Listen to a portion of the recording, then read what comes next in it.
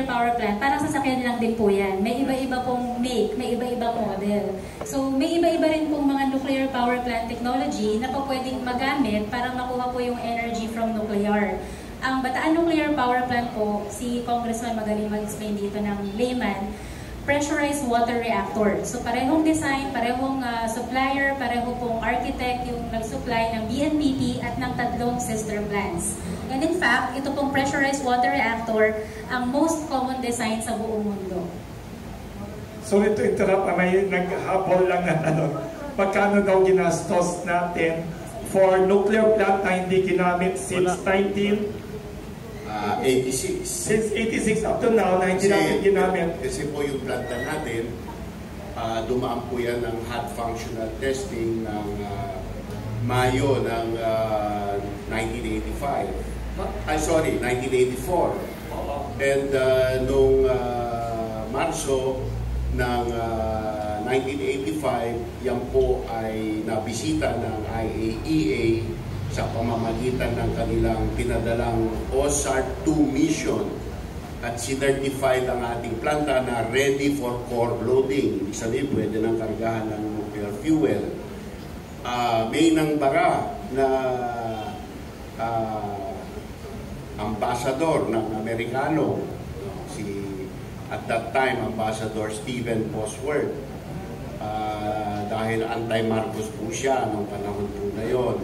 Nahinto niya? And gumawa siya ng mga gulo. So si Marcos bilang isang politiko, imbis na pinanindigan, napabayaan po na hindi umandar ang BNPP-1, inabutan po ng February 1986 na People's Power and the rest is history. Kaya po binabanggit ito dahil noong ako ay bumiyahe sa Korea noong 2009-2010, nandun po ako sa boardroom ng KEPCO, ng KHMP. Nakita ko po ang litrato ni Ambassador Bosworth nag-i-inaugurate po ng Korean nuclear power plants. Sabihin, kaya nainis po ako na bakit tayo iniba ang trato. So, anyway, that is as of August of 2007,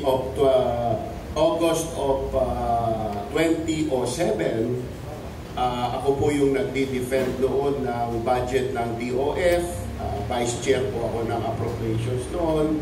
Ibinalita sa akin ng taga-DOF, Sir, bayad na po ang utang ng buo ng ating PNPP-1 as of August this year.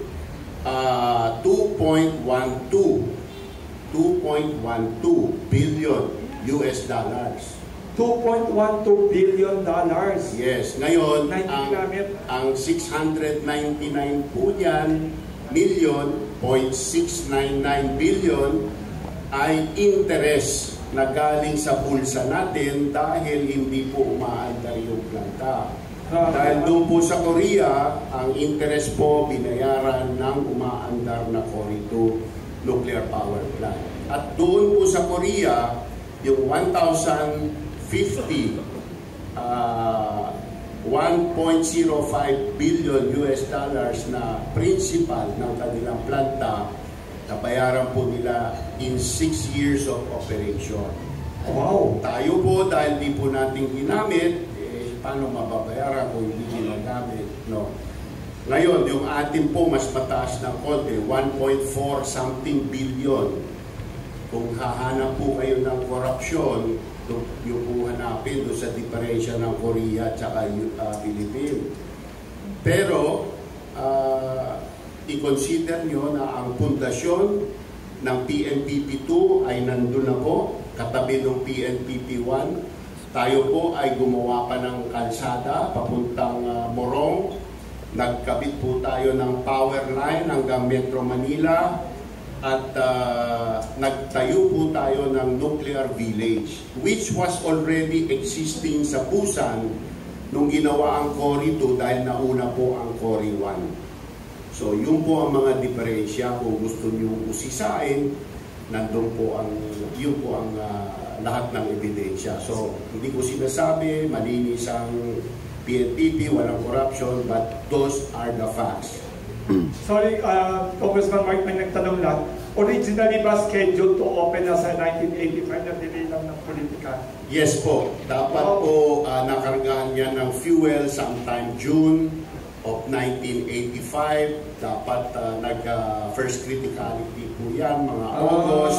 Dapat nag-commercial operation na yan by about February 1986. Wow!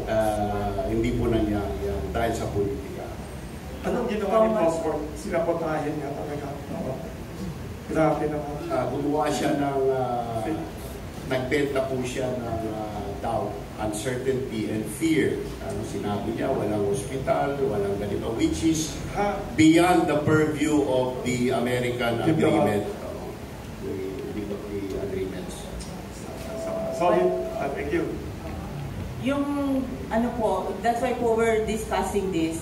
When you write po your stories, what we would like, sana po, for you to consider is that to reframe the issue, what would have happened to us if we opened the first nuclear power plant in Southeast Asia? Anong nangyari sa atin? Anong klaseng bansa tayo? We can take this as kasi ang next yung mga nuclear waste and like that. So, we can make it into our parang structure. So, pwede ko lang hingiin yung litrato ng safety. No? Kung parating ng safety. Sige. Okay. Saka I got them from your slides. Sige. Okay. So, next slide.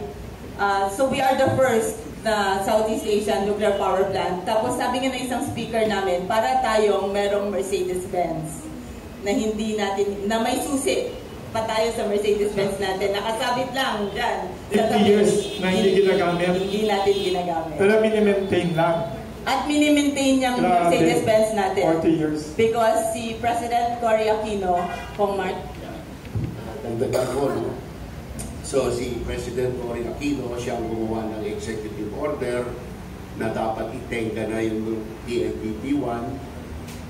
After niya ginawa yung executive order na yun, gumawa siya ng pangalawang executive order na minamandato na bigyan ng budget for maintenance ang PNPP-1 dahil ang magdidesisyon sa whether gamitin siya o hindi ay ang future generations of Filipinos. So, in credit to Cory, hindi niya hinatulan ng kamatayan ng ating PNPP-1. Binigyan niya po ng buhay na bahala tayong mag-decide. So siguro enough time for us to know, to learn about the realities about nuclear power. And if we could solve our electricity crisis in other ways, maybe we would not need nuclear power. But we have given it 37 years. Every administration post-Cory has failed miserably in addressing our electricity crisis. The only thing we have not tried yet is nuclear power. And yet we have a 100% complete, well-built nuclear power plant for the last 37 years, just waiting to be operated. So maybe the framing of media is in error. Maybe media also needs to soul search and evaluate its narrative. What did we lose by not having nuclear power? Let me propose something to you. Media.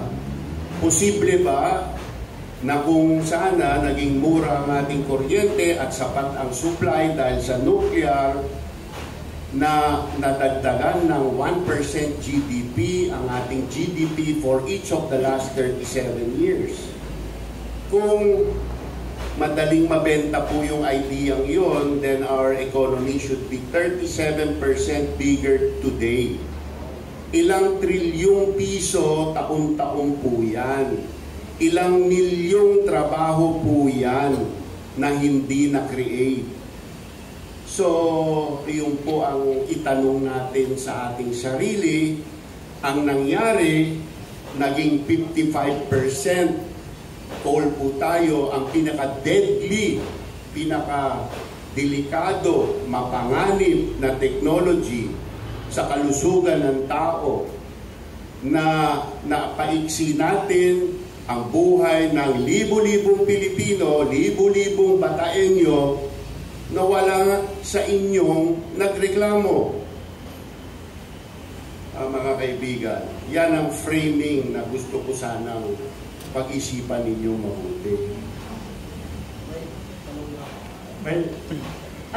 Mamaya po, pagsulat niyo po yung tanong niyo, para po kasi baka po, we have, tawag nun, yung top questions that's usually asked, we'll answer it, and then you can ask some more questions. Next slide, please. So, nuclear energy, bakit ho ba kami nakikipaglaban at gusto namin ang nuclear energy? Kasi po, by nature, nuclear energy is very unique. It's very dense, and I think Dr. Alvi can tell you more about it. Yung ganito po kaliit na uranium, ang equivalent po nito sa coal is 3 tons. So, ganun po siya ka-dense, kaya ang kailangan natin konti lang. So, ganito kaliit, so ang waste niya, konti lang rin. So, kaya siya technologically advanced compared to coal, oil, and gas. So, next slide, please. So, ano mga issues dyan? So, ang nuclear energy, it provides 24/7 electricity. Kaya po inuna yung baseload kanina. Unlike coal and gas, nuclear is clean. Wala ho siyang emissions. Hindi ho siya naglalagay ng particulates in the air. So, malinis siya. So, it's cleaner than wind and solar. Pero, unlike wind and solar, it can provide 24/7 electricity. So, yun po yung difference kung bakit importante ang nuclear energy. It's base load like fossil fuels, but cleaner. Clean, and then unlike wind and solar, clean siya, pero hindi siya reliable. So kaya palaging sinasabi namin, ang nuclear energy is clean yet reliable. Kaya po sa lahat po ng mga events namin, lahat ng media na engagement, ito lang po yung sinasabi namin. Ang nuclear ay mura, malinis, maaasahan. Or in English, clean, cheap, clean yet reliable. So, yun po bakit unique ang nuclear. Next slide. Ang palagi po kaming tinatanong is, pagkatapos usually ng talk, ang unang tinatanong, safe ba ang nuclear? Actually, doon sa binasa ko na book, ang tinatanong, compared to what? Compared to what? Pag ito po, ibibigay po namin sa inyo, ang nuclear po, nandun po sa pinakababa, 0.03 per terawatt hour. Ang terawatt po is 1 trillion watts. So, ang mundo po, we are consuming 68 trillion watts in a day. So, ito po yung numbers. Ang pinakauna po ay brown coal or lignite, yung ginagamit ng Germany. And then coal. And then oil. Ang nuclear nasa baba, 0.0. Actually, si Doc Caloy Arcilia said in one of the presentation niya, it should be 0.0013 because the predictions of the fatalities for Chernobyl and Fukushima did not happen. Tongman. Kung tatanggalin po natin sa datos na yan yung naging kamatayan sa Chernobyl, magiging 0 po ang number ng nuclear. Bakit naman natin tatanggalin ang Chernobyl, ang datos ng Chernobyl? Dahil po ang Chernobyl ay walang containment.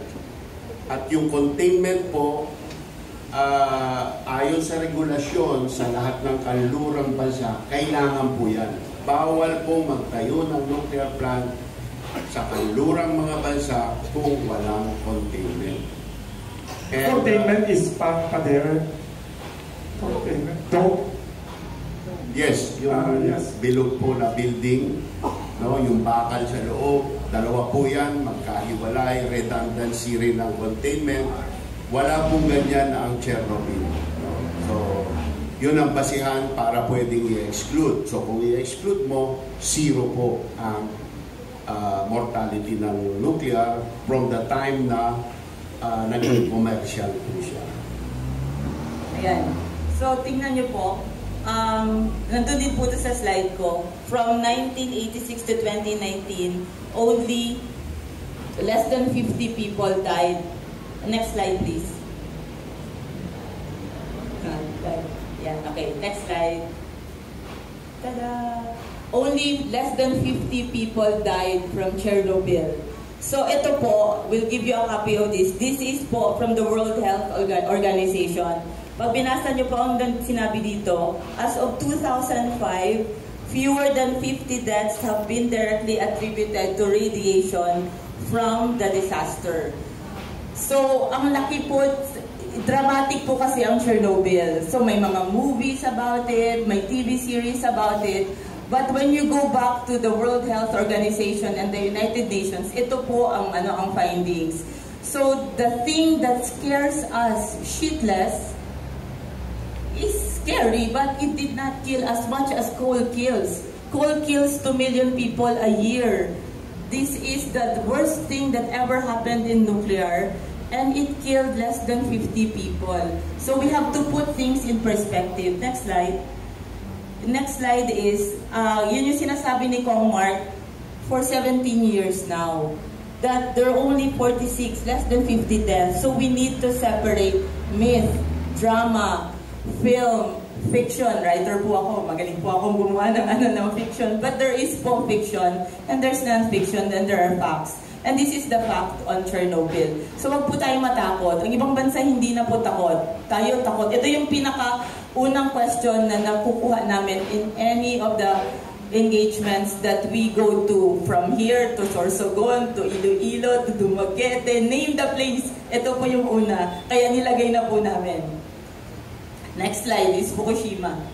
Ano po nangyari sa Fukushima? Ito rin po, this is from World Health Organization, from the UN. 0 casualty or injury due to radiation. Yung po mga namatay, unfortunately, sa Japan, was because of the tsunami and the earthquake. Hindi po dahil earthquake pala yun, yes, hindi nuclear. Hindi po sa nuclear. Ang findings po, 0 casualty or injury due to radiation. So, highlight ko po yung yung findings nila. Even the levels of radiation po, mababa. And Kong Mark can attest to that because Kong Mark actually went to Fukushima. Yes, dala ko po yung anak ko. That was about 5 years ago, Pasko. Kumain po kami ng sushi doon po sa Fukushima mismo, sa Namie, malapit sa train station. Earthquake ang mga cause for death. Parang nangyari sa Thailand yung tsunami. Yes. Na wala naman nuclear may namatay sa Thailand. Yes, exactly. Libo-libong tao. In fact, in Fukushima, around 20,000 died. Nalunod po. Because of tsunami, not because of nuclear plant. Yes. Pero kung titignan niyo po ang coverage ng media, may mga fake ng litrato no? I don't know if you have it here. Pinapalabas po nila yung tsunami wave height map, which has nothing to do with radiation. Is the spread of radiation sa Pacific Ocean. So it is false. And then naglabas po sila ng litrato ng nasusunog, no? Na nuclear plant daw. Hindi yun. Hindi, that was 200 kilometers away near Tokyo, yung Cosmo Oil Refinery. Yun ang nasusunog. Ilang beses na po sila pinagsabihan, called out. Ito mga malalaking network po ito, mga CNN, BBC. Paulit-ulit pa rin nilang pinapalabas yung maling litrato. Hindi nasusunog ang nuclear power plant. Not even once. Hindi po yung picture, maling picture. No? So, ibig sabihin that is a misrepresentation. Fake news. Thank you for clarifying. So the next one po, ang next na tinatanong sa amin. Yan po, yung picture po na yan, that is NOAA, National Oceanographic something ng Amerika, di ba? That is, nandyan na mismo sa drawing, tsunami wave height map. Hindi po yan radiation. Tsunami yan, hindi siya. Hanggang ngayon, maraming pumilit na radiation po yan. Nandyan na mismo sa label ng drawing mismo na hindi po yan radiation. So, Yan po ang sinasabi nilang nasusunog na nuclear plant, no? Ilang beses yan lumabas sa news. That is the Cosmo Oil Refinery. Walang nuclear dyan. Wala po. So, mas marami namatay sa tsunami sa Thailand na walang nuclear kaysa sa Fukushima din. 300,000 po ang namatay sa Thailand. Na walang nuclear. Wala naman po ano. So, nothing to do with nuclear Nothing to do. talaga. Ganun din po sa Japan, nothing to do po with nuclear. Ang World Health Organization po, nagsabi na wala pong death or injury due to radiation. What about sa US daw? Yung 3 Mile, wala din pong injury or casualties. So, ang next po na tinatanong sa amin, back to the slide, is nuclear waste. So, what about nuclear waste? So, ito po ang nuclear waste. Yan po ang spent nuclear, ang waste po actually is a spent nuclear fuel assembly. So, ito po yung nagamit na. So, bago magamit, hindi pa siya radioactive. Nananatili siya sa loob ng reactor for 4.5 years to 6 years depending on the type of reactor. At the end of that time, doon po siya nagiging very radioactive. Pagka ganyan po, within few minutes, patay na kami lahat. Pero linalagay po yan sa dry cast, no? So, number 1 ang dapat yung maintindihan, napaka-konti ang ating pinag-uusapan. Balik nyo nga, please. Yung assembly po na yan galing sa ating PNPP1, that is a dummy assembly. So, yan na. Kaya yan na. Yes. Sa SM Ora po yan. Sa isang taon po, 21 ganyan ang magagamit. Sa isang kalahating taon, 40 ganyan. Kasya po sa isang Isuzu Elf. Yun lang po ang ating pinag-uusapang nuclear waste. Kung coal po yan, gabar ko po yan na, do you have a picture? Okay. Okay. So, pwedeng itago dyan sa dry cast, no? Kaya nakayakap yung mga tao. So, yan na po ang nuclear waste. It has never harmed anyone. So, may mga tao, pwede kayong lumapit, si Kong Mark pumunta sa isang dry cast storage. Sa Switzerland po yan, pinuntahan po. So, pag po kayo ng story at nagtanong po sa inyo about nuclear waste, ito na po ang nuclear waste. That's how it looks like. At saka konti lang po siya. Dr. Albi, you want to say how konti the nuclear waste is? Kaya maliit po yung fuel natin, nabanggit ni Ms. Gail kanina. Yung 1 gram ng nuclear, katumbas na 1,800 liters ng oil at 3 tons ng coal. So, ibig sabihin, sinasabi po weakness ng nuclear waste, pero kung tutuusin, pag tinignan natin yung volume, advantage siya ng nuclear kasi napakaliit po ng volume. In fact, may estimate po na pinakita na pag inipon natin lahat ng highly radioactive waste, lahat ng nag-operate na nuclear power plant sa buong mundo, kasya po sa isang football field. Ganun po kaliit yung waste na napoproduce. At pag kinumpara po natin yan, medyo mabanggit ko lang po ang solar. Of course, we're not competing with solar, pero wala pong zero waste technology. Sa buo ilalagay lahat ng solar panels. At the rate that we're going, we're very aggressively going solar. Meron din po yung mga cadmium at nickel na highly toxic materials. Pag tinignan po ang waste management ng nuclear, high level po, it will be second to none. Pero pag kailangan po ikumpara natin to sa waste management procedure na iba rin po mga industries natin. Yeah, and ang nuclear po, may pondo sa pag-dispatcha. Yun dun sa panukalang batas na naipasa ng isang araw sa Kamara on third reading. By the way po, 200 ang pabor. Kailan siya? Nabasa ko rin. 7 lang ang kumontra. 7 lang kumontra. 2 ang nag-abstain. So, sa Senado, anong chance ninyo? Sorry to interrupt. So, yung pong panukalan na yun, meron pong pondo doon. 6 centavos per kilowatt hour na idideposito ng nuclear operator sa isang nuclear waste disposal trust fund. After 80 years po, bilyong-bilyong piso na po ang maiipon na pera. So lahat po ng cost ng dispatcha ng nuclear waste ay funded po yan, prepaid po yan.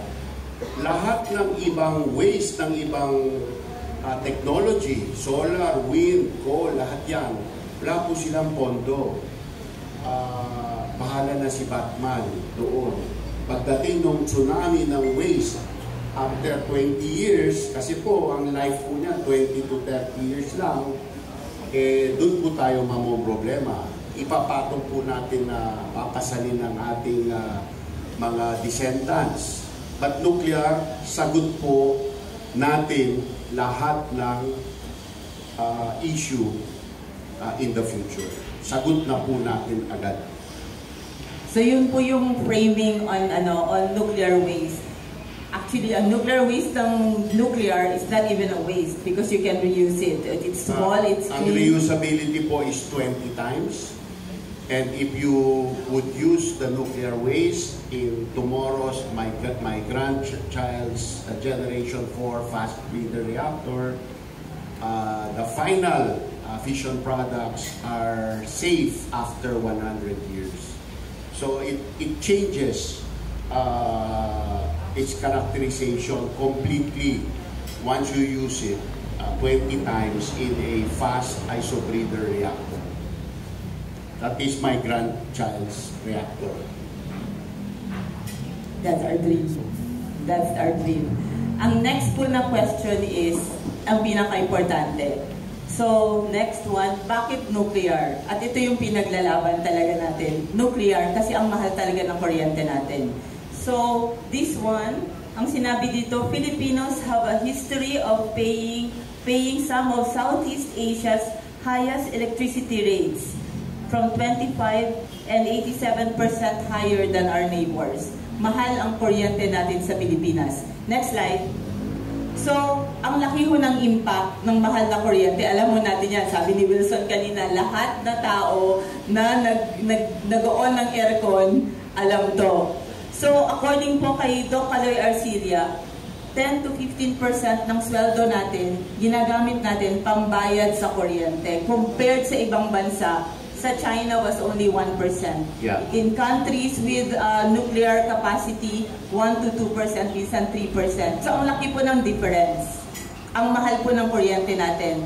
At ang impact po nun sa mga buhay natin, hindi lang sa aircon at hindi lang every 15 or 30 na magbabayad tayo ng bill. Ang mga businesses natin are very much affected. Maraming businesses ang kailangang umalis ng Pilipinas dahil mahal ang kuryente natin. So pag ang Bangladesh nagbukas ng nuclear power plants, baka maraming factories natin ang mapunta sa kanila kasi mas mura ang kuryente. Lalo na yung mag-go-common. Yes, yung umaalis sa China dahil sa gulo sa China ngayon, baka hindi pumunta rito sa atin, baka pumunta sa neighbors natin. Sa Vietnam na libo. Kaya dadagdagan ko yung sinabi ni Gail kanina na mas mura ang kuryente doon sa neighbors natin, hindi dahil may nuclear sila. Dahil meron silang indigenous coal and gas resources. Wala po tayo nun. Hindi po tayo binasbasan ng Panginoon na meron po tayong ganyan. So, ini-import po natin lahat. Most of it from Indonesia. Kung naalala nyo po nung inatake ng Russia ang Ukraine, biglang sinabi ni Indonesia, titigil na namin ang export ng coal. Anong nangyari? Lumuhod po tayo sa kanila. Pumunta po tayo doon, nakiusap po tayo na wag namang ganyan at sasara ang ekonomiya ng Pilipinas. So there is no fossil fuel independence. There is no energy security. There is no national security. Our way around that is through nuclear. So kaya po importante. Importante ang nuclear. So next slides please. So that's the family and for businesses. Next slide. Ang next slide po, bakit po mura ang nuclear? So ito yung Mark, yan yung sinasabi mo. hinihingi kong picture kanina, no? Yung 4 na pong fuel assembly na kasya sa isang jeep. Ang katumbas po niyan ay 50 barko na tig 50,000 tons na coal. So isipin nyo ang diferensya, no? So ang halaga po niyan, ilang daang milyong dollar taon-taon na kailangan iangkat galing abroad. Pero kung nuclear, nasa 20 to 30 million dollars lang. Yun po ang magic ng nuclear. Okay, so ito po yung sinasabi ni Mark. So, ang coal po, 600 million. Pag kinonvert po natin, that's 33 billion pesos. Ang nuclear po, around 20 million. So, if you convert it, 1 billion pesos. From 30 billion po versus 1 billion, malayo po yun. And this is to power one power plant. So, 620 megawatt power plant, parang Kalaka. For 18 months. For 18 months. Parang Kalaka po. Kalaka kasi 600 megawatts. And then, ang Philippine Nuclear Power Plant po is 620. So, ganun po kalaking pera ang nagbi-bleed sa atin. Araw-araw, buwan-buwan, taon-taon. Yung dollars po natin, ginagamit lang natin pambili ng coal at sinusunog lang natin para lang may kuryente tayo na ibebenta sa atin na mahal. When there is an alternative, which is nuclear, that's being used in other countries. 400 plus nuclear running right now habang nag-uusap tayong lahat. Walang incident, walang drama, walang anything. It's just running and just producing electricity for major economies. Tapos tayo, we keep on debating about nuclear. Kaya importante po yung mga forum na ganito. Kasi natatalakay natin isa-isa yung mga topic. At nakikita natin ano ba talaga yung issues behind the stories that are coming out. So, 33 billion versus 1 billion for one power plant. Ilang power plants tayo, Pongman? 23? Total Philippine capacity, including hydro, sabihin na natin 75% of 22,000 megawatts, so 16,000 megawatts of fossil fuels. So, nandito na po tayo sa last slide. Ang last slide po, ang palaging tinatanong, next slide please, mabubuksan pa ba natin ang PNPP? Actually, ang tawag po namin hindi PNPP, DBNPP, PNPP. Ang sagot po ay yes. At ang onus po ay nasa sa atin. Tayo po ang kailangang magkalampag sa ating gobyerno para buksan yung Mercedes-Benz na nakapark for 30 years now. Kasi nandito naman sa atin ang susi. So, next slide. So, we'll give this to you. We already discussed this, the timeline of the PNPP. Kailan siya nagsimula? Noong 1973, nung oil crisis. May oil crisis na ulit tayo ngayon. Nandito pa rin tayo nag-uusap about it. Nagkaroon po ng revival noong 2007. Kaya lang nagkaroon ng Fukushima. Ngayon, there's a new revival with the EO of President Duterte to include nuclear in the mix, and Congressman Marco Wangco's House Bill PhilAtom. So we are on another revival. Kaya po kami talagang gusto namin i-push na natin to. Pang ilang revival na natin to. Dapat tumuloy-tuloy na to. That's why we have this and we'll continue having forums like this para, kumbaga pa, isulong ang nuclear. At di ba ho ba funny, ang nagsusulong po ng nuclear, we are a non-profit NGO.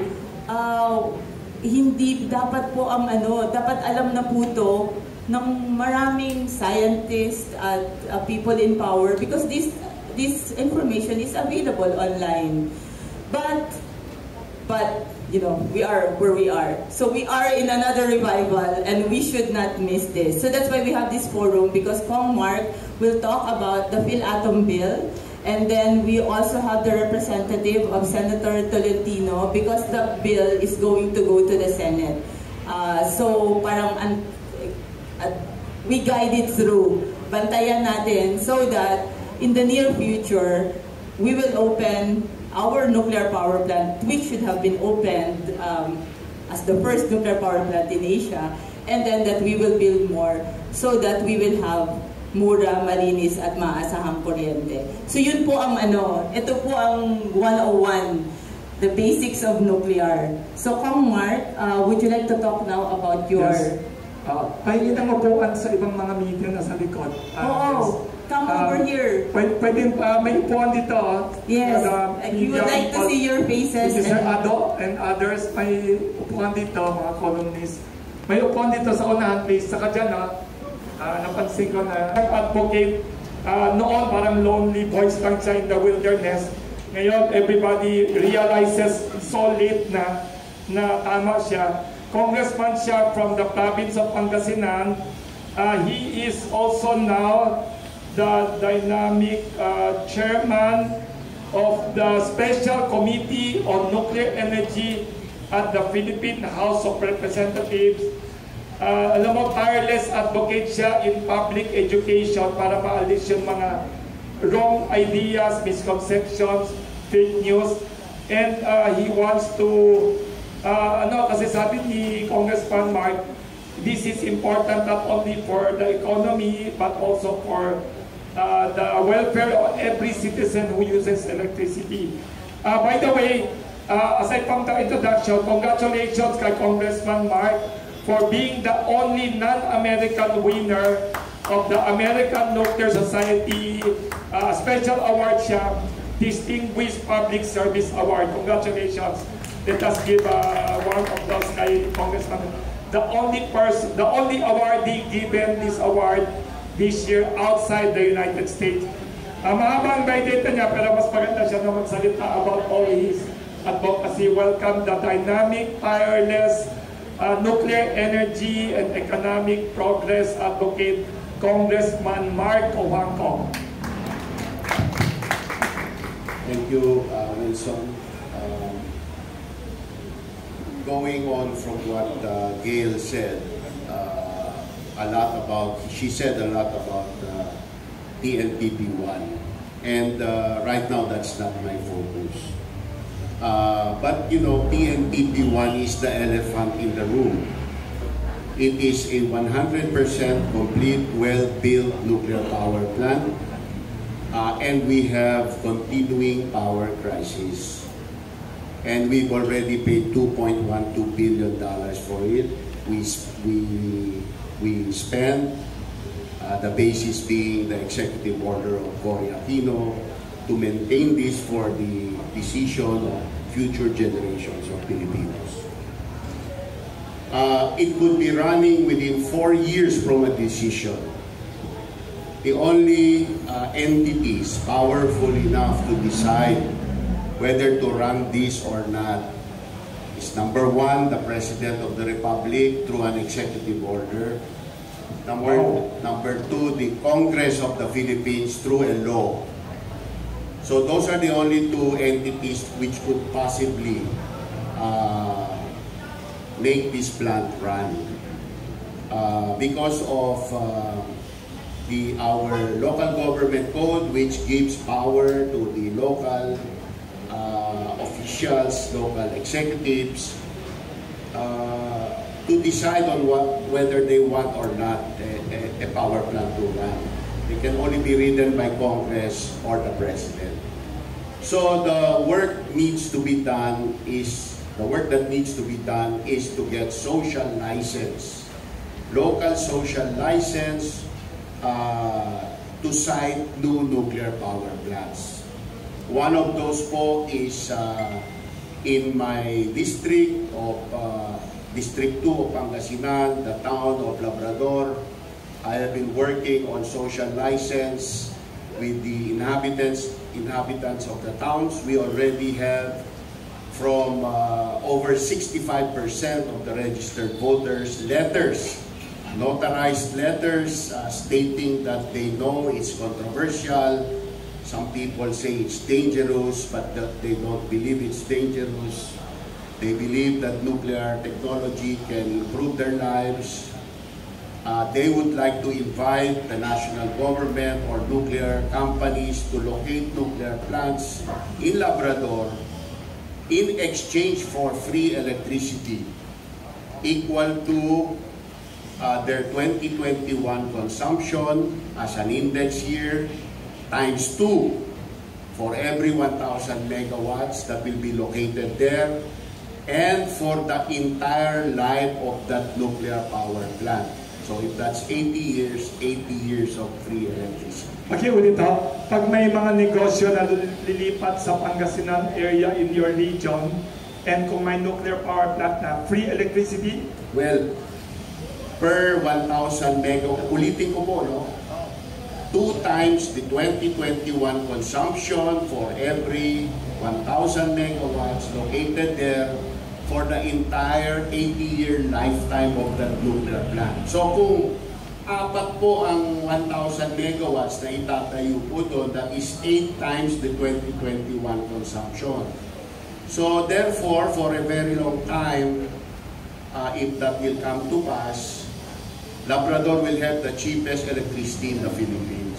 And the people? They believe that it will attract investors, it will attract industry, business, at doon po may tatayo yung mga negosyo, industriya, doon may lilikha yung trabaho, at gaganda po ang kabuhayan nila. Paano na yung Bataan plan?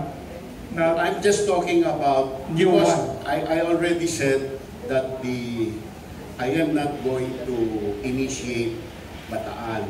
I've discussed it enough.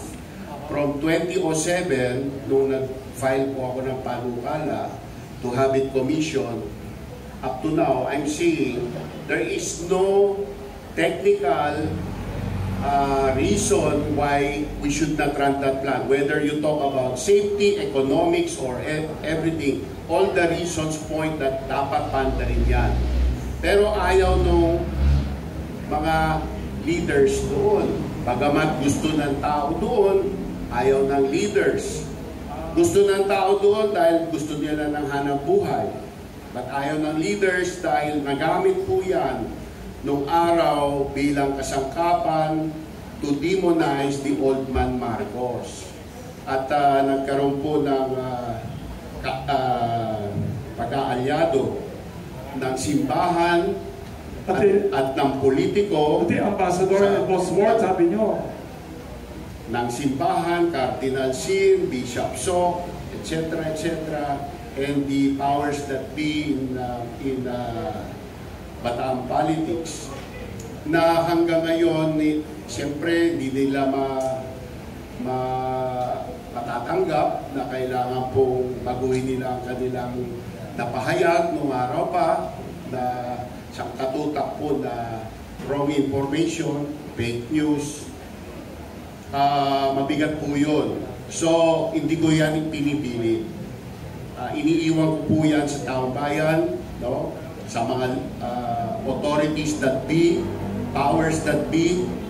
But, ang gusto ko po, kung sa ibang lugar ng Pilipinas, tulad ng Pangasinan, tulad ng Isabela, tulad ng Quezon, Mindoro, Sorsogon, Northern Samar, Zamboanga del Sur, Sarangani, Central Visayas, kung gusto po nila, I think dapat pakinggan sila.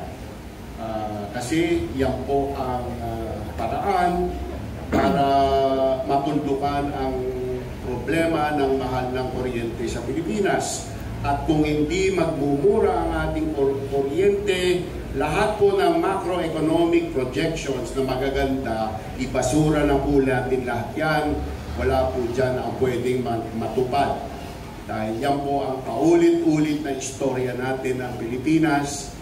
Pa-take off tayo, tapos kulang ang kuryente, sumobra mahal ng kuryente, lumipat ang mga investor pumunta sa ibang bansa ng ASEAN. So if we want them to stay here, we need cheap, reliable electricity.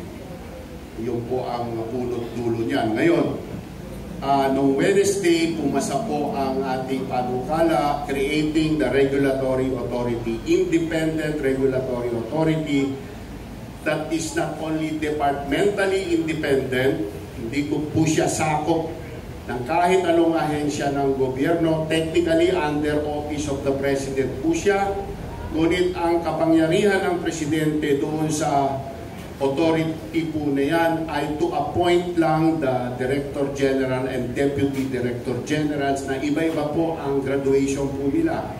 So not a single President will be appointing all after the first one. So may fiscal independence po. Meron po siyang source ng income na kahit hindi dadaan sa GAA, pwede po for 10 years hanggang may umandar ng nuclear plant para pwede na siya mag-charge ng fees doon sa nuclear power plants na operating. So yun po ang first big step na rinirekomenda ng IAEA. Kasi po may regulator po tayo ngayon. Ang problema po si PNRI, siya rin po ang promoter ng nuclear technology. May conflict of interest po. And so sinabi ni IAEA sa atin, dapat hiwalay ninyo ang promotion at saka regulation. So itong PhilAtom, ito po regulator. Bago na yan, bago. Yes, ito po ang nasa kahapon, nandun po ako sa Senado at kausap ko po si Senator Tolentino at ang pangarap ko siya ang maging champion nitong panukala May kumukontra pa sa Senado. No? Kausap ko rin po si Senator Cheese, sabi niya sa akin, kahapon ng hapon magfa-file siya ng bill. And then si Senadora Cynthia Villar, sabi rin niya na magpo-co-author daw siya. 18 senador ang aking naabutan kahapon. 18 out of 24. Kailangan ko pa pong puntahan yung 6 pa kasi hindi ko naman sila nakita kahapon. Sino ang mag-uupo sa tingin? I will go there and I will make representations. I hope that they could see the wisdom of having an independent regulator. Hindi lang po nuclear plant ang authority po nito. Lahat po ng ionizing radiation sa Pilipinas, X-ray machine, sa medical, sa industrial, yes, sa agrikultura, lahat po ng has to do with ionizing radiation or materials, sila po ang tagapangasiwa. Sila po ang tagabigay ng permit. Pwedeng imbitahin natin. Yes, at this point, we would like to acknowledge the representative of Senator Tolentino. Si attorney and also lawyer na siya, medical doctor, Iarika Yako Silya. Anong update ho, Dr. Silya? Anong update, anong chance, anong timetable na filing and sa tingin nyo, anong date possible mapasaya? Actually po, last year, August 16, 2022, na-file na po ni Senator Francis Tolentino yung bill na halusing naman po with that file po ni Congressman Mark. So he filed Senate Bill 1194 or an act providing for a comprehensive nuclear regulatory framework creating for the purpose the Philippine Nuclear Regulatory Commission. So sa bill kasi ni Senator Tolentino, yung PhilAtom ni Congressman Mark, yung counterpart niya dun sa bill is yung Philippine Nuclear Commission. But the content of the bill is almost the same po with that of with Congressman Mark.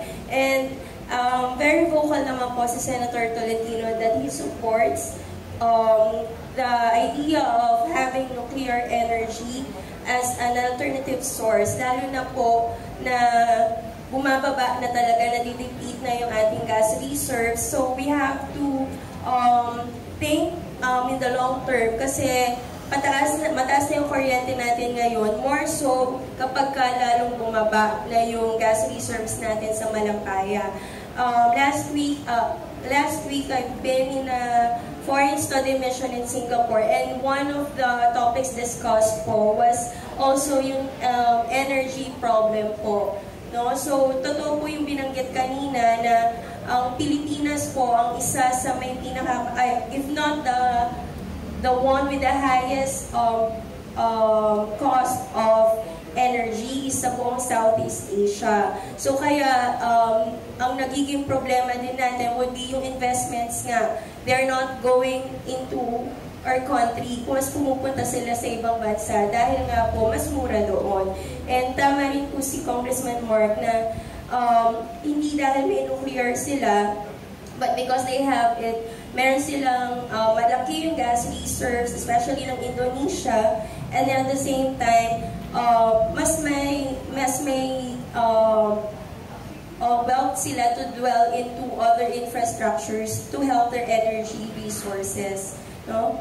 So, ang isa pa rin pong pinupoint ni Senator Tolentino is, aside from energy as a power source, we have to consider that and be open sa idea ng nuclear energy into having advantages din po in other aspects like sa agriculture.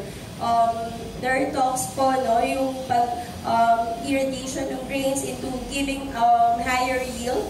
Aside from it, from the agriculture, pwede rin din sa water desalination, and more so sa food safety and in medicine po, no? So, yun po.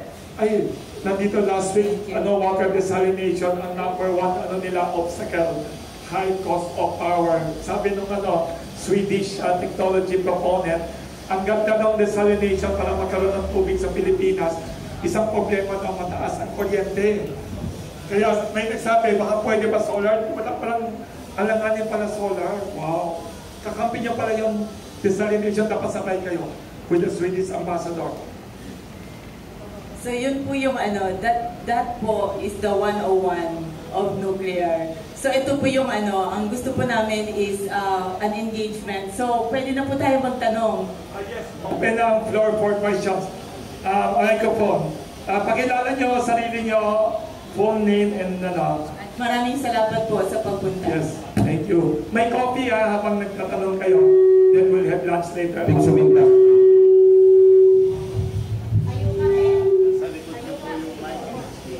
Mas nanaig yung propaganda ng mga kontra sa nuclear energy.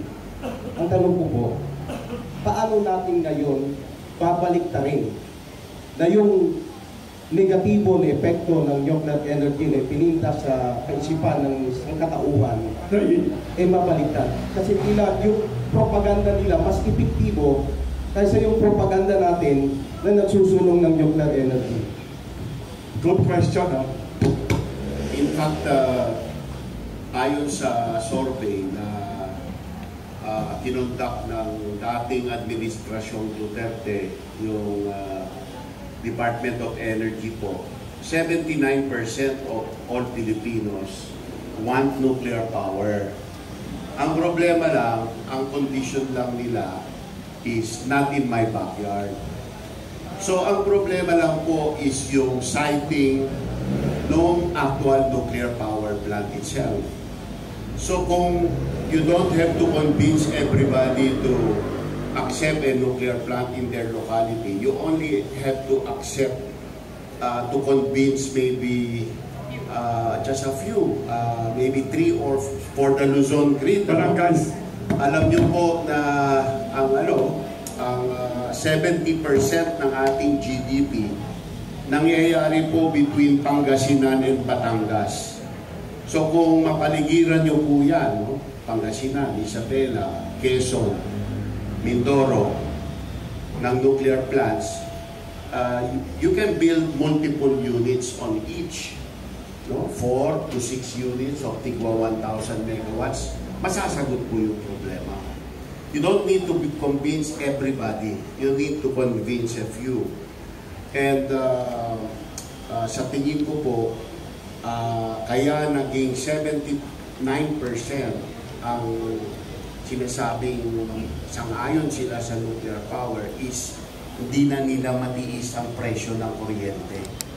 Hindi na po nila kayang matiis. So, kayo po ang nag-drive ng pagbabago. Another thing po na gusto kong sagutin, we will convince them not with myths and storytelling, fake news. We will convince them with facts, just like Gail did. No? She's citing numbers. May pinagbabasihan ng numero. Hindi galing sa hangin, ano? Hindi scare stories. So yun po ang strategy po natin. Sir, ako po, sasagutin ko po kayo. From the perspective po of communications, iniisip ko na lang, para ito nagtatakbo ka rin ng advertising campaign. So kaya po importante, yung ginagawa natin ngayon, at palagi namin ito ginagawa. Kasi sa advertising, ang tawag po doon ay top of mind. So, dapat po, nasa news cycle ka. Dapat napapag-usapan ka. Dapat na marami nakikiusyoso. So, kaya po ang mga Unilever at mga P&G products are selling because they're always top of mind. So, ganun na lang po approach ko sa sa communications ng nuclear energy. Make it simple, like what we do in advertising. Get it talked about. That's why this one is very important. And we do this a lot of times. At talagang isa-isa, ano to. And then kayo po kasi ang magiging ambassadors of the nuclear story. Kasi kayo po, ang media po is very, very important. You hold the gates to the Filipino people. Whatever you write, whatever you say is important, becomes important. That's how important you are. So that's why Alpas Pinas takes time to gather experts from MARC, from the PNRI, from the Senate, and sit down with you because you will be the gatekeeper. You would have to tell the Filipinos what we are missing out and what we will be missing out if we miss again this revival. Pag nagtayo na ng nuclear power plants ang ating mga neighbors, kulela tayo. Ang Bangladesh, diba? Iniisip natin dati, they're always gonna be behind us. But nakakatakot kasi pag nabukas sila ng nuclear power plant, baka tayo magiging kulela. So kaya ayaw na gumitawan ng bola. Talagang tuloy-tuloy ang mga forums like this because we all have to do our part. So this is our part, this is their part. The media, people are waiting for you to tell the nuclear story. Follow-up ng Sir Wilson. Okay. Sagot si Miss from the Philippine Nuclear Research Institute, Miss Albi Astronomo, scientist. Kung gusto ko lang pong banggitin, tulad ng binanggit ni Congressman Mark, ang PNRI po ay may mandato rin to promote nuclear. And we have been doing it for almost 60 years. And in fact po... 60 years? Hindi ka ba pinanganak?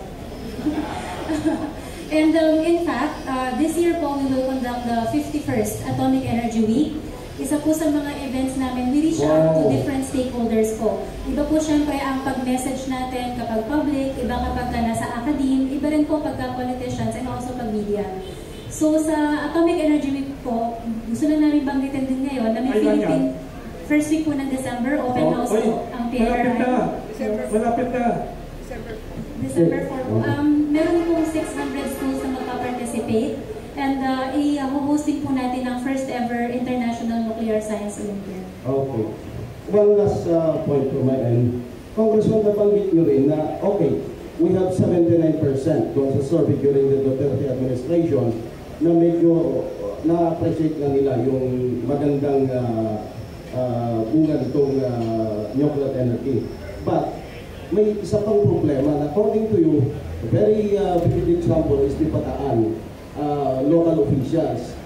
Okay yung tao, pero yung namumuno doon ayaw. So how? Well, and why? Hindi lang naman ang Bataan ng nuclear plant sa mundo, no? Isang nuclear plant yan. For nuclear to be a meaningful part of our energy mix, I see it, we need 16,000 megawatts. By 2045, that's minimum, no? So that is the equivalent of... how many plants? Well, if it's 1,000 megawatts each, that's 16 plants. Minimum. If that is only as big as Bataan, 0.62 gigawatts, that is 25 nuclear plants, right? We're only talking of one in Bataan. For me, it will be ironic justice kung let's say nauna pa ang ibang probinsya and then later on nagsisi ang Tagabataan dahil nakasado sila and then palitan na nila yung leader nila. Ganun po ang nangyayari po dyan. Sorry, may ay Mr. Tony Corazza, sikat na editor. Yeah, Tony Corazza Thank you po, from 24/7 Online News. Yeah. Yung sinabi mo kanina, ang problema kasi is yung not on my backyard, di ba? Oo. Ang daling solusyon dyan ng national government. Ang isip kong solusyon dyan is bigyan sila ng incentive. Which is precisely the approach kung nakapakinggan mo kanina, kung naabutan mo yung paliwanag sa hinihingi ng taga-labrador na mabigyan sila ng libreng kuryente based on their 2021 consumption for the entire life of our good.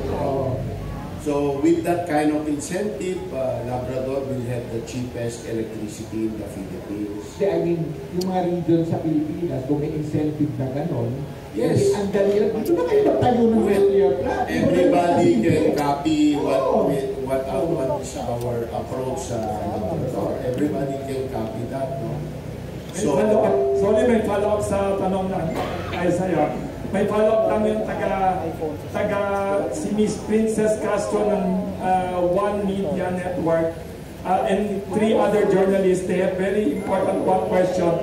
When will nuclear power be implemented in the Philippines? Mayroon ba kayong estimated or target schedule based on what's happening na approve na? Nasa sa leaders po natin yan.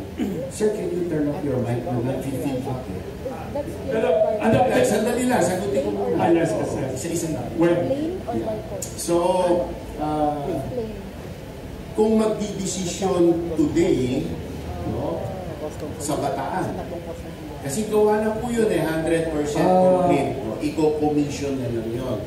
You need 4 to 5 years. Kaya pang umandar yan bago bumaba ang ating Pangulong Marcos. If you do not start with Bataan, it is at least 7 years from the time you make a decision. Magbago. So we are talking about 2030, 2031. Kung mag-uumpisa po tayo ngayon.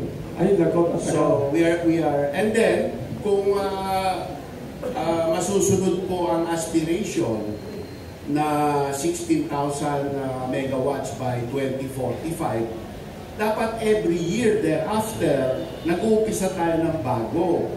Kasi 7 years ng 7 years po yan. So 31, mag-switch on ka ng isa, 32, another one, 33, another one. Huwag ka nang gumawa ng gas and coal plants. Gumawa ka na lang ng nuclear plants. Ilang taong mag-yes ang Bataan today? Kunyari, biglang nag-yes ang Bataan. Before July of 2028, tatakbo. Kung si Bataan. Kung hindi si Bataan, 2030, 2031 ang pinakamadali. Actually, my question is,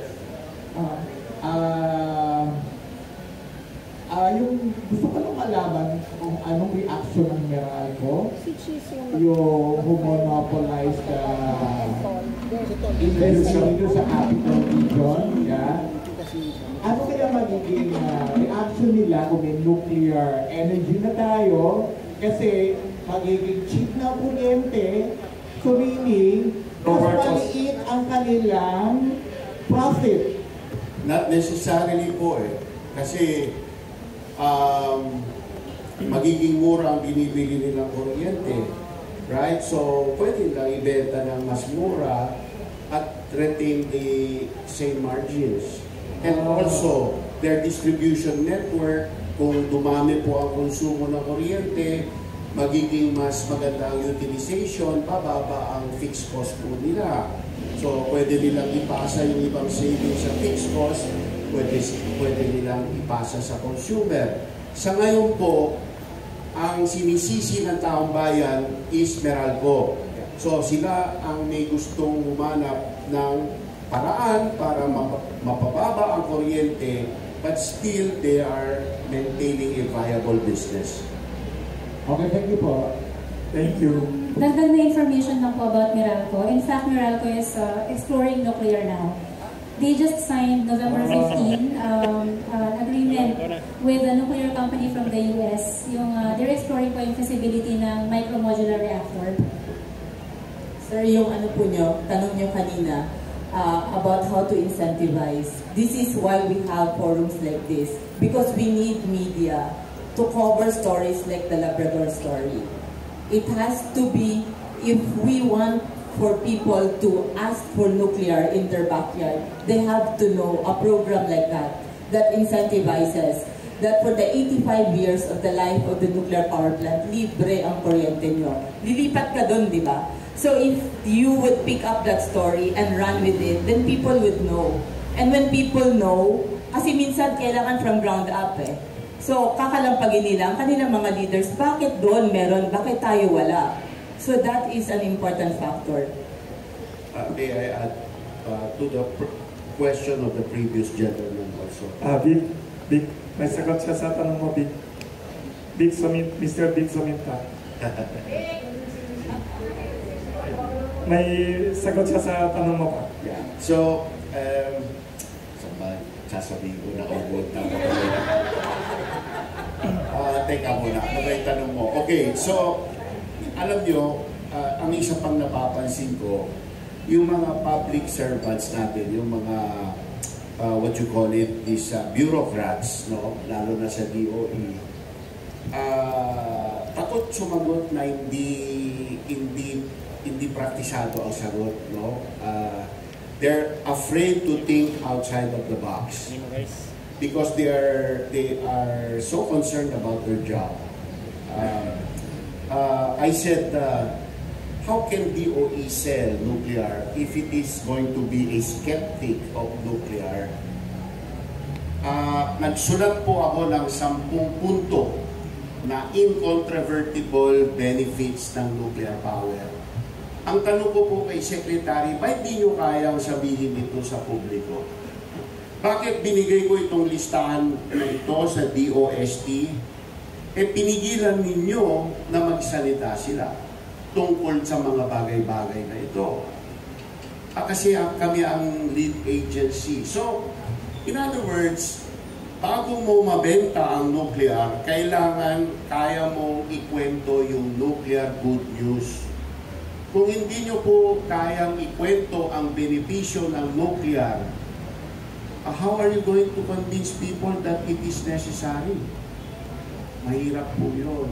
So, we need a change of paradigm. We need po a new frame. And that is where media comes in. Kasi ang narrative ng media, delikado. Automatic kung delikado, bakit natin gagawin? But the evidence shows the complete opposite. And the evidence implies that because we avoided nuclear, we turn to a more deadly energy source which nobody is telling the story about. And that is the mortality due to coal pollution. Nobody is telling that story. May add si our scientist from the Philippine Nuclear Research Institute, Ms. Albi Astronomo. Yun po, dagdag ko lang sinabi ni Congressman, actually ang Department of Energy naman po, they also have some initiatives. In fact, they have been doing nuclear energy symposium nationwide. So at least meron pong combined effort from different organizations. Thank you. Well, I'm glad to hear that kasi talagang napapagalan ako sa DOE and in fact nagulat ako nung isang araw, nagpadala ng text sa akin si Secretary Popo Lutilla congratulating the passage of House Bill 9392. And maybe because nakikita niya yung handwriting on the wall sa abroad. Sa Amerika, sa Europa, sinali na ang nuclear sa green taxonomy ng EU. Diba? Nagpahayag na si Biden na gagawin niya ang lahat para ang World Bank finally isali na ang nuclear sa pwede nilang pondohan na mga project. So there is a sea change of attitude worldwide towards nuclear. I hope na tuloy-tuloy. So ngayon, pumirma ang ating Pangulo doon sa 123 agreement with America. Ano pong ibig sabihin ng 123 agreement? Ang 123 kaya tinawag na 123 po, that is Article 123 of the 1954 Atomic Energy Act ng Amerika, na nagsasabi hindi pwedeng magpahayag ng impormasyon ang kumpanyang Amerika kung walang treaty ang Amerika doon sa bansang kung saan nagbebenta ng nuclear technology. And so the 123 agreement just recognizes us as a country that will use this for peaceful means and not for weapons. So that is why now it is not illegal anymore for American companies to talk to us in detail about nuclear technology. Dati labag po sa batas yan. For the last year, I have been urging the DOE to sign IGAs with the other 40 plus nuclear vendor countries. There is Japan, Korea, France, Canada, Australia, Kazakhstan, several countries in Africa that sell uranium, di ba? Kailan pa nila gagawin yan? That's the same basic agreement. A very simple agreement can be concluded in 1 week. Bakit hanggang ngayon? Meron na kaming House resolution urging them to do so. Kailangan pa ng House resolution. Bakit kailangan pa? 1 year ago na po yan. Pwede ba po, tulungan niyo ako, yugyugin natin ang DOE. Pasukan na yung mga IGA na yan.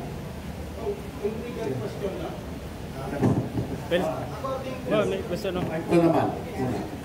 Good morning, Chris Mundo po from Philippine News Agency. Thank you for coming. Congressman Mark, since you've mentioned na po yung 123 agreement, what should be the next step for the government to do para hindi masayang yung agreement kayo? And also, napapansin natin yung mga companies natin, they are geared towards small and micro actors. How is it compared to the conventional one? Sagutin ko muna yung sa SMR. Mas maliit ang puhunan, ngunit baka mas mahal per kilowatt hour. So babalansin nyo yun, ano?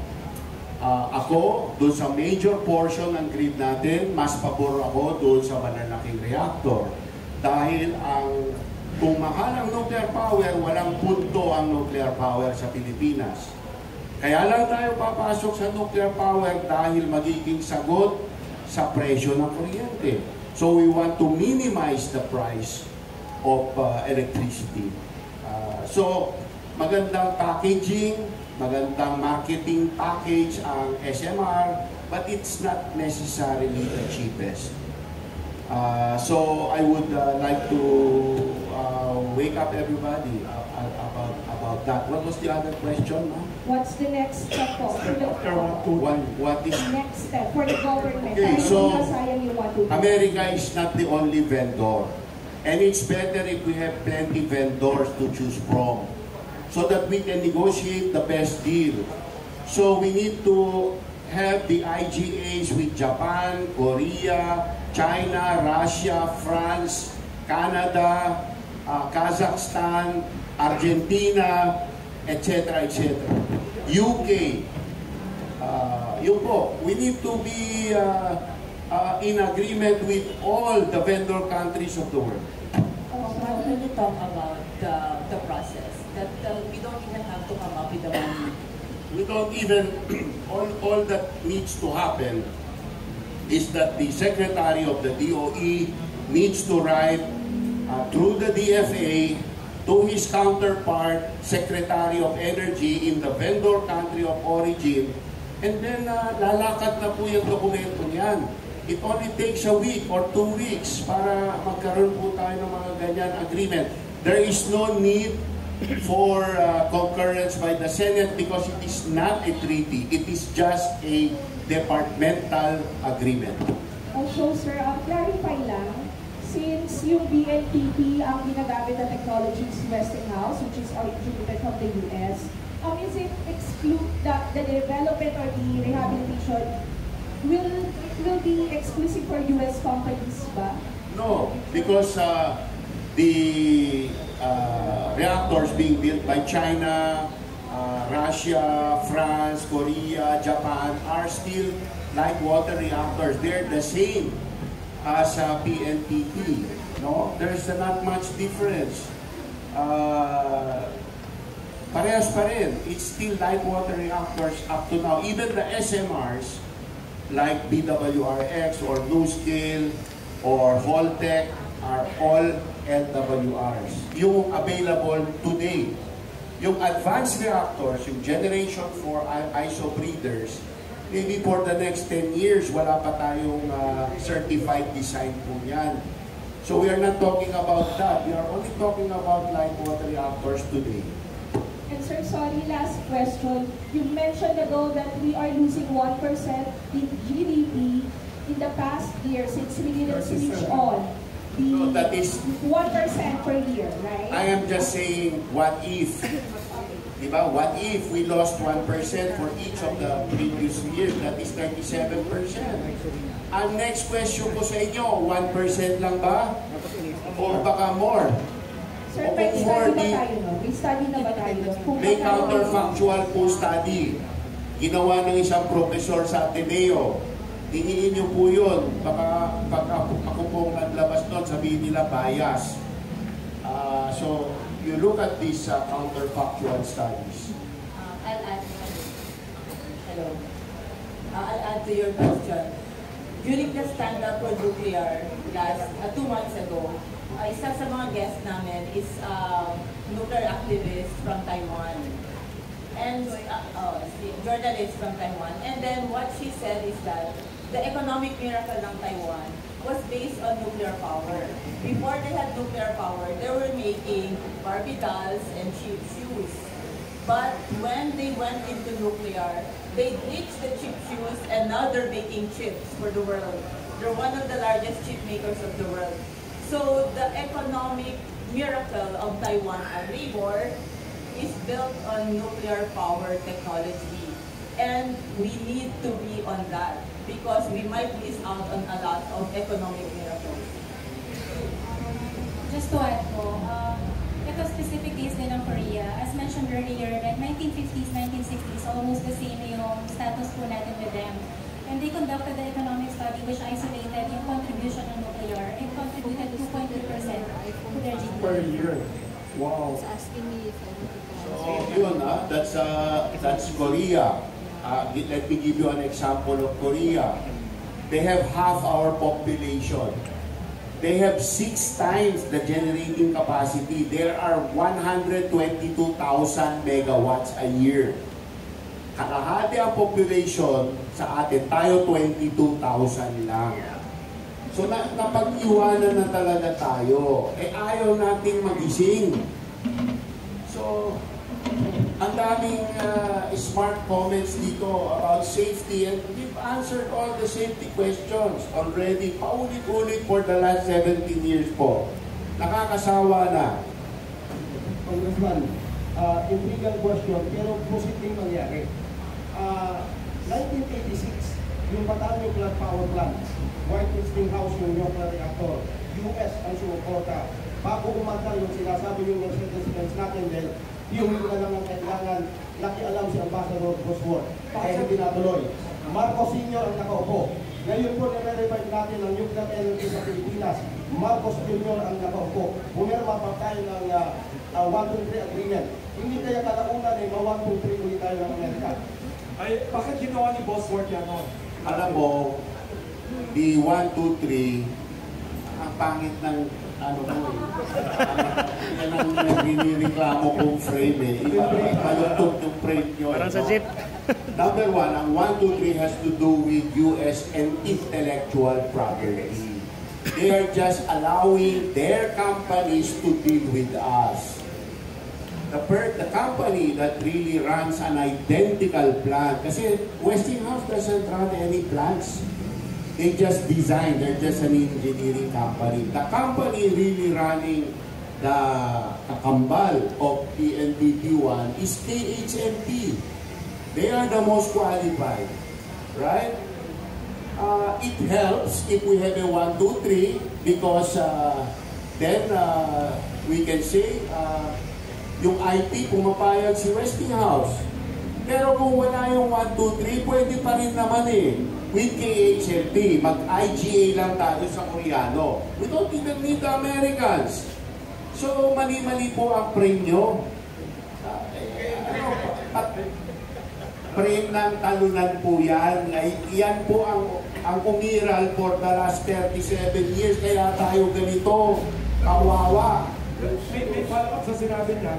Sir, Congressman Mark, bakit sila supplier natin, tapos si Bosworth pa nagkita? Bakit ito? Nag-curious ako. People's power nun, di ba? Uso nun eh. Uso. Uso maging anti-nuclear. 1970s, 1980s, anti-nuclearism in America. Doon tumigil lahat ng paggawa ng bagong nuclear plant sa Amerika. Yung mga hippie na tumutol noon, ano pong ginawa nila? Nangako sila na kapag yumaman sila, they will still conserve energy. Hindi nangyari. Nung yumaman sila, they demanded the good life and they built coal plants. So they blame themselves now because they helped cause global warming and climate change. So now a lot of them bumaliktad na, nag-pro-nuclear na ulit. Eh tayo, maggagaya-gaya tayo, atrasado naman tayo magbago. Pag nagpalit na yung ginagaya natin, eh doon pa rin tayo sa lumang tugtugin. So, sir, baka pwedeng baguhin yung frame na yan. Nagulat ako sa sinabi na si Ambassador Bosworth Pananira, eh sila supplier ng... Yes, and then when I go to Korea, I see his picture on the wall of the boardroom inaugurating Korean nuclear plants. Siyempre yung Philippines. Grabe. Buhay pa ba si Bosworth? Patay na. Grabe. With that sad perspective. Yes. Ang perspective kasi, 1986, sa bansa natin, we had the EDSA revolution. But there was also the Chernobyl explosion all over the world. So we have to put that in perspective. So ours is political. Marcos dictatorship was toppled, we elected a new government, and it was correct, Mark. It was the rigor for us to be anti-nuclear, anti-Marcos. But in the global perspective, Chernobyl exploded. And February tayo, April nag-explode ang Chernobyl. All over the world, lahat na nuclear power plants were stopped. Yes, pero Gail, ngayon na napag-aralan na mabuti ang Chernobyl, nakita natin na nung nangyari po yun, for 12 years after, tumakbo yung units, yung 3 unit pa sa Chernobyl mismo. Right? Yung lugar po na exclusion zone ngayon, naging pinakamalawak na nature preserve sa buong Europa. Pinaka-healthy ang mga hayop doon.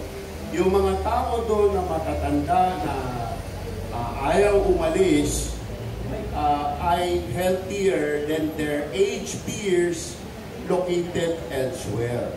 Before umatake po ang Russia sa Ukraine, more than 70,000 tourists a year pumupunta sa Chernobyl at palaki ng palaki. Ang Ukraine ngayon, umu-order ng bagong nuclear plant sa Amerika. So, you know, you need to put everything into context. May nagtatanong dito, fearless forecast nyo. Sige. Tanong na. Congressman, morning po.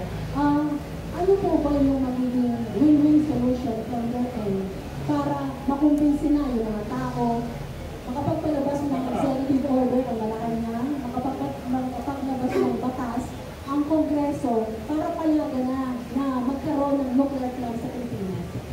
First step po itong panukala. Set up the regulatory authority para lahat po ng ibang bansa sa mundo nakangiti sa atin. We complying with international standard on safety and non-proliferation. Yan ang dalawang mahalaga. Pangalawa, ipasa po natin ang Nuclear Liability Act. Yan po ay panukala na pumasa na sa aming committee, pero ibabalik po namin dahil may mga ibang detalye pa na natuklasan namin sa IAEA workshops na dapat isali pa rin. And yan pong batas na yan ay magsasabi na pag may nangyari, automatic ang may kasalanan yung operator para madali pong mag-settle ang insurance. Pati yung amount of insurance na kailangan bilhin to cover any incident, nakatakda po doon.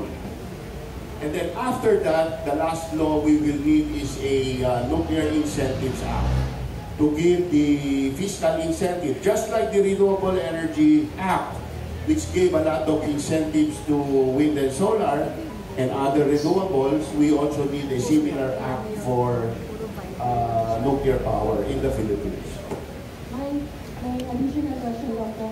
In case po payagan ng Marcos o magkaroon na ang Marcos administration approval dito sa nuclear energy, nuclear power plant in the Philippines, gagamitin pa po ba natin ng Bataan nuclear plant or are we going to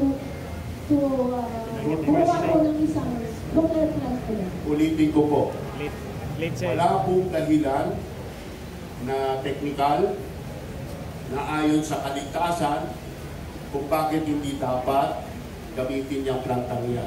Ngunit kung yan po ay isang political issue, gusto nating sayangin ang ating kapital dyan na mahigit $2 billion, nasa sa atin po yun. Ang presidente lang po or ang Kongreso ang may kapangyarihan na ma-override ang gusto ng lokal.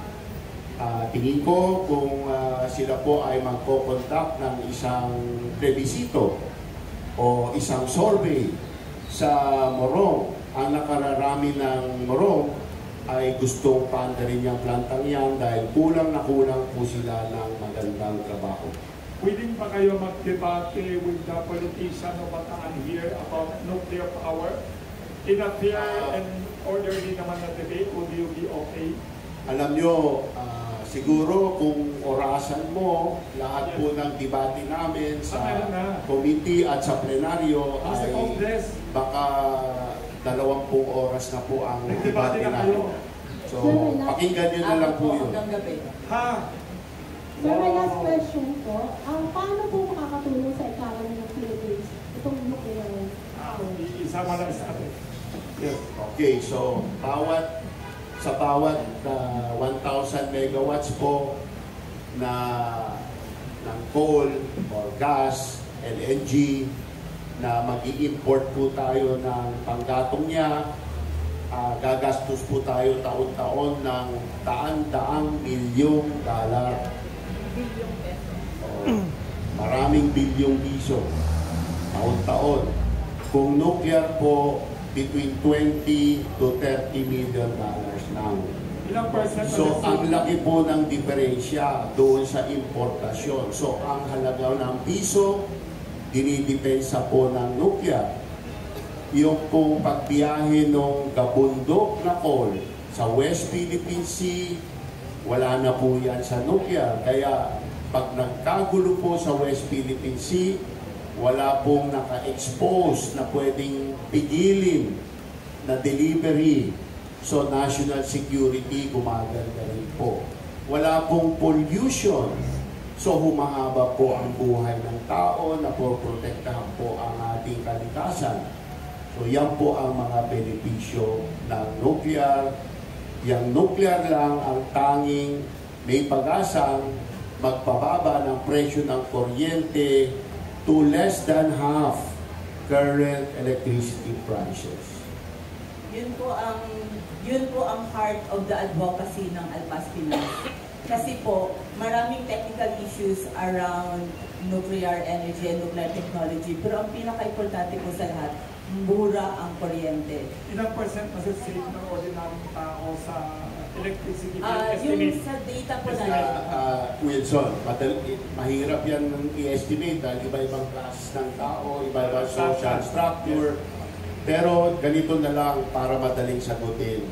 Less than half current prices. Wow. Ang aspiration po. So sobrang mahal talaga. kasi mahal talaga ang Hindi kuryente. kalahati na ang gastos sa electricity bill natin. Wow. At saka yung sinabi nga namin, Filipino family spends around 10 to 15% of our salaries pambayad sa kuryente. Sa ibang bansa, hindi ganun kataas. So, kung maibaba natin ang presyo ng kuryente, yung balance na yon, pwede natin gamitin sa ibang bagay.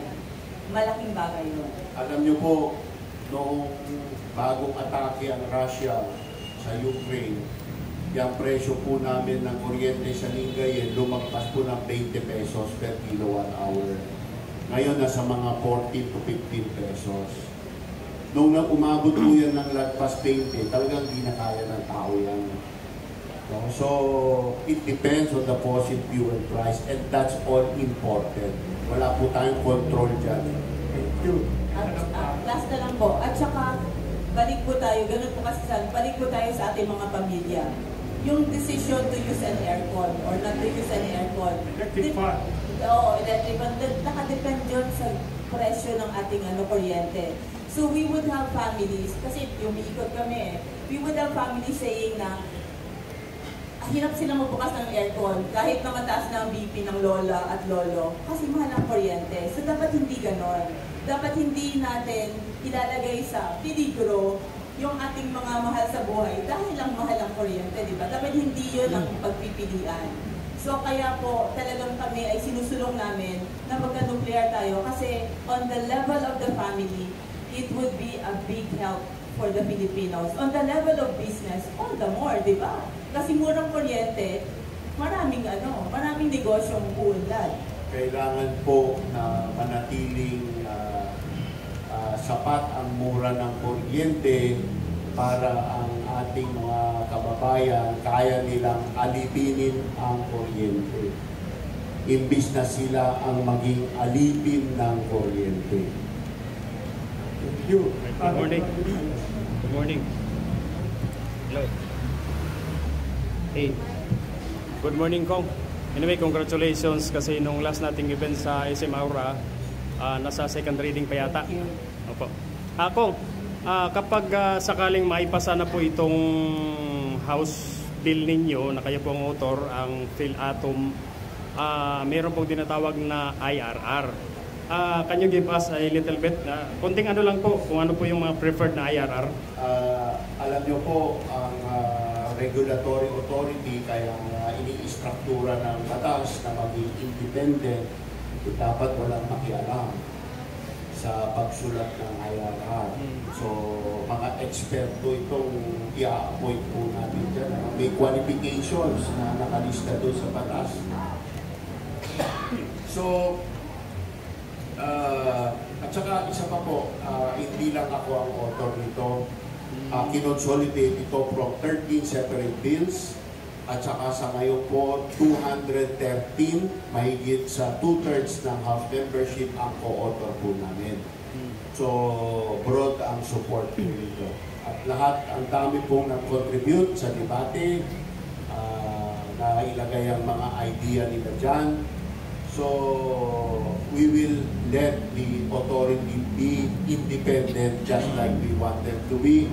They will write their IRR, I'm sure. Ipapattern nila yan after the existing well-known regulatory agency sa buong mundo.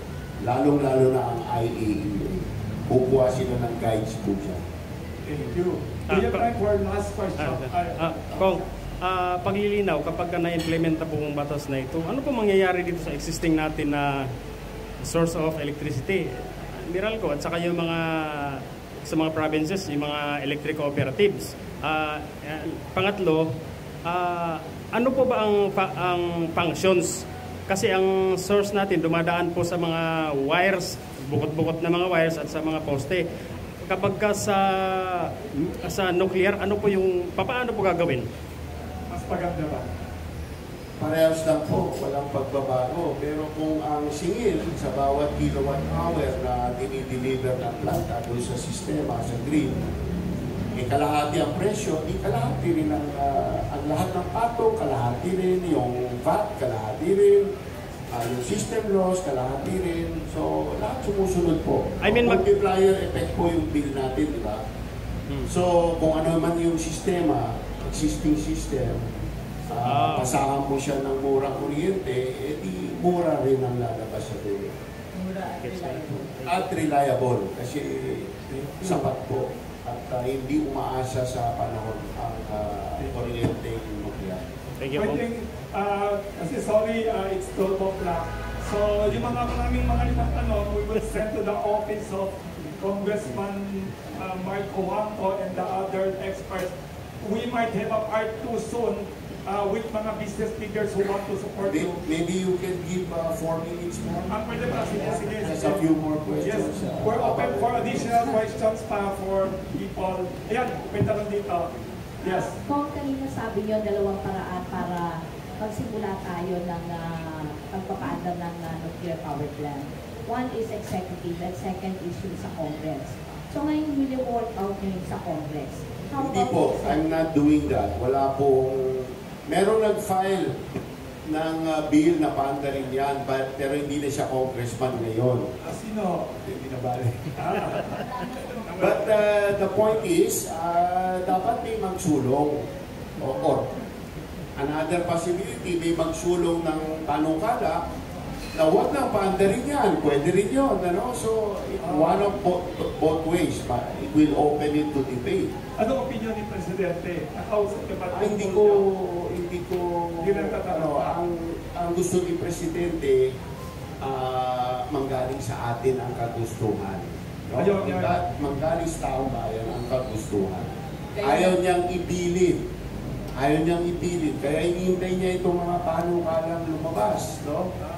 So, yun po.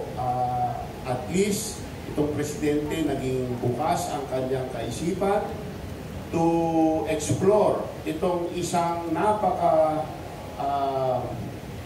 transformative energy source na malinis, na reliable, na mura, likas na mura. Ano daw fearless forecast ninyo? May nagtanong dito, what is your fearless forecast of the first nuclear power plant operating in the Philippines? The most optimistic, realistic, fearless forecast? Ulitin ko, fearless forecast ko depende sa political will ng either Kongreso o ng Presidente. Ang pinakamaiksing paraan patungo sa nuclear ay ang Bataan. Having said that, kung hindi matutuloy ang Bataan, ang aking pangarap, ang unang-unang nuclear plant doon sa Labrador, Pangasinan sa distrito ko. Wow. It's a town ba, Labrador? It's a town? Yes. So, lahat ng makikinabang ba, lahat na sa loob ng Labrador? Yes. Yes po. Within the town lang, ha? Yes. Wow. Unless mag-share sila. Hindi pa tawag ko So that means na walang shortcut for all of us Filipinos. As media, kung gusto nating magkaroon ng nuclear, kailangan nyo kaming tulungan na magkalampag. Kasi if it's in the news and they think that people want it and need it, then the politicians will respond. So there is no shortcut for us. We have to be doing this. So lahat tayo dapat maging advocates if we want murang kuryente. May nagtanong ulit, sorry, kasi may mga tao na late dumating. Ano daw yung mga advanced and wealthy countries in Asia with how many power plants ng nuclear? Mga kapitbahay natin all over Asia. Para ang Japan po, may 50. Now? Yes. Hindi pa operating. Kasi sinara po nila lahat nung nangyari po yung tsunami sa Daiichi. So ilan yan? 50? At 12 now? Yeah, nasa 12 na, pero just last week, yung pinakamalaking nuclear plant mukhang aandar na yung So how many more expected sa Japan? Ang target po nila, official, is 50% of all their electricity from nuclear by 2050. That is their latest official position. How many plants yan? Hindi ko po alam. Tapos ano Kasi may yung mga lumang planta po maliliit, yung mga bago malalaki. So hindi ko po Yung alam. mga neighbors, South Korea, China, Singapore. South Korea has 29 or 27 running. They're still building. Taiwan has 4. China has 65. 55 with 22 under construction. But by 2030, they will exceed 100. Oh, wow. Bangladesh has 1,200 megawatts. Turkey has 1,200 megawatts. Egypt has 1,200 megawatts. UK has 2 under construction, I think 1,650 megawatts each. India has 19. Pakistan has they have more than 2. I think 4 Pakistan. Thank you. Ay, si Mr. Noy. By the way, Indonesia is also pursuing nuclear now. Kahit na may oil sila involved? Yes. Wow. Ay, si Mr. Noy. Follow up lang siya na lang po ito. Pagka maswerte po tayo, malaking tayo na mapaandar natin ang Bataan Nuclear Power Plant o ang Philippine Nuclear Power Plant natin. Kailan po ang estimated, may estimated ano po ba tayo kung kailan po magiging operator na? 1 year. Gano'ng katagal? You're talking about Yes po, PMPC na. kung ang decision before the end of this December, aandar yan before March of 2028. So, dumarating na tayo sa punto na it might not make it to the time na mag-graduate ang ating presidente kung wala pang desisyon. So, but by that time siguro irreversible na. Right? So, yun po ang katotohanan. Please introduce yourself. Congressman, good morning. I am Mr. Oplak, Tulungin. Ang tingin ko, ang isang posibleng gawin dyan, ipa-abolish yung... Kasi po, ang liliit ng lugar po na yan, ng demand, hindi kasya ang isang SMR. Sobrang laki pa rin ng SMR para dyan. So, kailangan po dyan mga micro-reactors. So, yung micro-reactors po, mas mahal din ng konti ang per kilowatt hour niyan. At saka wala ka pang mabili sa ngayon. So we are talking that about 2028 to 2030. So wala rin ngayon, wala pang mabibili ngayon na certified ang design. So again, yun po, magandang solusyon yan for these fog areas, but it's not available right now. Ini-discuss po pero wala pa silang mabenta. Last Thank you message. very much. Thank you. May tanong yata kanina sa DCDD. Okay na. Okay na, sinagot na. Mag-closing statement tayo from our very eloquent and very passionate speakers. Unahin na natin mga ladies first bago si Congressman Certeza of Alpas, Pinas. Alpas ba ang Pinas with nuclear or without? Kaya, lead convener of Alpas Pinas NGO, Gail Certeza. Closing statement. So, maraming salamat po. Alpas Pinas po ang organizer ng forum na, talk na to. So, in behalf po of our organization, I'm thanking the panelists, Mark, and then si Alvin, and then the representative of Senator Tolentino, Attorney Celia. I'm thankful that they're here para to share the expertise with you. But I'm really thankful that you are here because it should not stop in this forum. When you go home And when you do your work, you should have already gotten the nuclear story, the reframing of the nuclear story, but beyond that, a reframing of what we could be as a nation.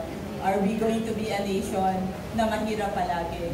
Or are we going to be a developed nation? So that's what's at stake, and that's why we are very passionate about nuclear. And I'm very thankful that you're here, and I'm very thankful that we will push this new story together. Thank you, Ms. Gail Certeza. Next, we'd like to invite naman from the Office of Senator Francis Tolentino, Attorney and Dr. Eyarica Yaco Silva for her closing statement. Ayun, salamat po sa pag-invita po sa akin dito. So, as a representative po ni Senator Tolentino, malaking bagay rin po ito para sa amin para mai-share din po sa inyo yung nagagawa naman po sa part namin po sa Senate. So, hintayin po natin, no, as we await po for the copy of the bill from the House of Representatives, for sure na after na, dahil natapos na po yung budget hearing sa Senate, so, possible na in the coming weeks, possible na mag-call out na for a hearing for discussing this nuclear energy. And siguro isa pa po magandang i-consider would be sana maging open din tayo in considering nuclear energy as an alternative source of energy, no? Considering na meron na tayong energy crisis talaga dito sa bansa. Hindi lang naman tayo, pati yung ibang bansa is nag-ready na rin sila kasi hindi malaking impact na rin kasi at this time would be yung climate change. So, nuclear energy is another way in addressing climate change. So, ayun po. Thank you. Thank you very much, Dr. and Attorney Eyarica Yaco Silva. Next, we'd like to invite for closing statement Ms. Albi A. Astronomo, Scientist of DOST and Philippine Nuclear Research Institute, accompanied by Ms. Ana Elena Conjares, Ms. Astronomo. On behalf of PNRI, maraming salamat po sa Albas Pinas, kay Congressman Mark. PNRI has been very active for the last almost 60 years po in promoting non-power applications of nuclear in agriculture, in industry, in medicine, and we're so happy with this development po that we have been advocating as a government agency. We have been advocating for the promotion of nuclear, and it has benefited many countries po for 60 years. It's about time na mga Pilipino naman po ang mag-benefit sa nuclear. Thank you very much again, Ms. Thank you very much, Ms. Astronomo, for speaking here. Next, last but not the least, advocate na for the past 17 years passionately and hindi nawawala ng pag-asa. This is not the first time he spoke here about nuclear energy, and also one of the most dynamic legislators in Philippine politics, and more important, customer ng Kamuning Bakery like his auntie Cory Aquino before. Let us welcome Congressman Mark Cojuangco for his closing statement and appeal about nuclear energy, why we should have it, and anong fearless forecast or hope niya. First of all, Wilson, ang sarap nitong pandisan mo. No? So, in-upload ko po Kamuning Bakery. 83 years na ba? 84 na. 84 years. 85 na ba dyan? So, lola ko pa, bumibili na ng, dyan nakatira sa Balete Drive, dito bumibili sa Kamuning Bakery. Saka pinsan niyo, si Gibo? Tsaka si Gibo. Okay, so, ang masasabi ko lang po, kina-challenge ko po kayong lahat ng mga media practitioners na mag-soul search po kayo, gumawa kayo ng homework nyo, baguhin po natin ang frame patungkol sa nuclear sa Pilipinas. Alam natin, ligtas ang nuclear. Base po sa ebidensya, hindi po sa sabi-sabi. At ang implikasyon po niyan ay pag iniiwasan po natin ang nuclear, sinisigurado natin na umiiksi ang buhay dahil ang mas mapanganib na teknolohiya ang nagagamit instead. At yan po ang fossil fuels, ang coal and gas. Ang malaking dahilan kung bakit dapat nuclear ay dahil sa pag-iwas ng daang-daang milyon na dollar sa pag-angkat ng fossil fuel sa bawat 1,000 megawatts na coal or gas power plants. Kung nuclear, 20 to 30 million dollars lang. So kung gusto natin na magkaroon ng potensyal na bumaba ang kuryente, less than half price, kailangan dumami po ang nuclear sa ating energy mix. Gaano karami? Hindi po dapat liliit sa 16,000 megawatts of nuclear capacity by 2045. Maaari pa pong umakyat hanggang 32,000 megawatts of nuclear by 2045. Yung mga nanonood na panauhin ngayon, sana po yugyugin nyo ang inyong mga politiko, ang inyong binotong congressman, senador, mayor, governor. Sabihin ninyo na nasubukan na ng mahigit 37 years ang lahat ng ibang paraan sa paglikha ng kuryente at ang lahat ng administrasyon ay nag-fail i-deliver ang murang kuryente. And so nakikita ninyo na nuclear ang tanging makapagbibigay ng likas na mura, likas na malinis, ngunit naaasahang kuryente. Dapat po ang kuryente ay maalipin ninyo. Dapat hindi po tayo magpaalipin sa kuryente. Nuclear po ngayon lang. Maraming salamat po sa inyo. Thank you very much, Congressman Marco, for your advocacy for cheaper electricity, less than half. Maraming magagaling na rider dito. May activist pa tayo dito na riders.